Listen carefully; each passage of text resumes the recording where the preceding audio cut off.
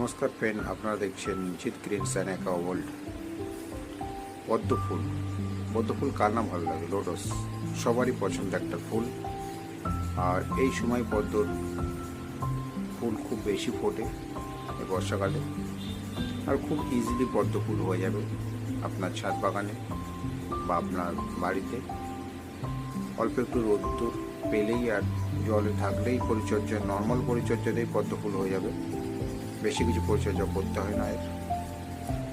আপনারা যারা যারা পদ্ম ফুল নিতে ইচ্ছুক আছেন,